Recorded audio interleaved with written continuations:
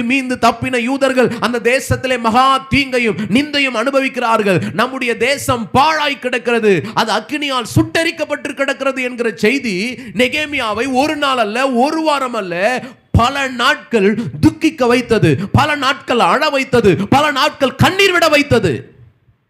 ஆமென், ஆமென், அல்லேலூயா சொல்லுங்க. ஆனா இன்னைக்கு இருக்கிற விசுவாசிகள் எப்படி இருக்கிறாங்க சொல்லுங்க?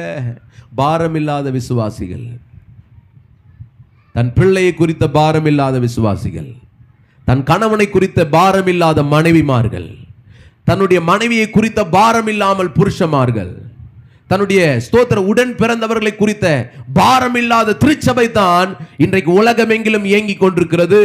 நாங்க தான் கர்த்தருக்காக வைராக்கியமா நிற்கிறோம் என்று மார்த்தட்டி கொள்கிறார்கள். ஆனால் இந்த பரிசுத்தவானோடு கூட சற்று உங்களையும் என்னையும் நாம் நிறுத்தி பார்க்க கர்த்தர் நமக்கு உதவி செய்வாராக.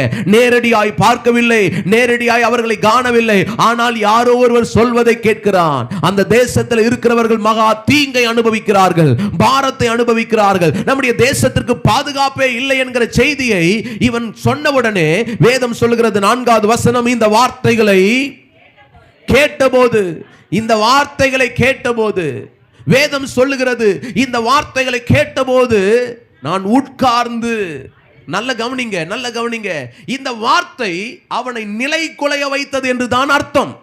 ஆமென் சொல்லுங்க. எந்த விஷயமாவது இந்த நாட்களில் உங்களை நிலை குலைய வைத்திருக்கிறதா? கர்த்தருடைய சமூகத்திலே உங்களை உடைத்திருக்கிறதா? எந்த ஒரு விஷயமாவது உங்களையும் என்னையும் பாரப்படுத்தி இருக்கிறதா? உங்களையும் என்னையும் அழித்தி இருக்கிறதா என்பதை ஆராய்ந்து பார்க்க கர்த்தர் நமக்கு உதவி செய்வாராக.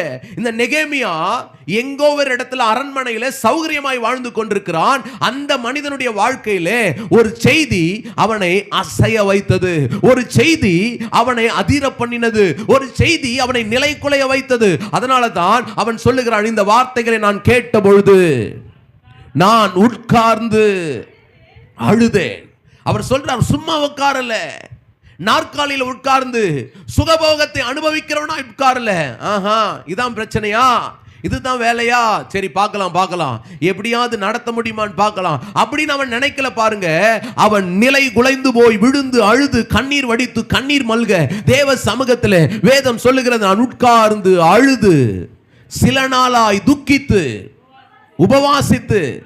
நல்ல கவனிங்க, தேவைகள் ஒன்று வரும்போது, உங்கள் வாழ்க்கையில மிகப்பெரிய ஒரு தேவை ஒன்று இருக்கும்போது, நீங்களும் நானும் வர வேண்டிய இடம் தேவனுடைய சமூகம். அல்லேலூயா சொல்லுங்க. நீங்களும் நானும் வர வேண்டிய இடம் தேவனுடைய சமூகமா இருக்கணும், ஏசப்பாவுடைய பாதமா இருக்கணுமே தவிர அதை விட்டுட்டு என்ன பண்ணக்கூடாது, மனுஷங்களை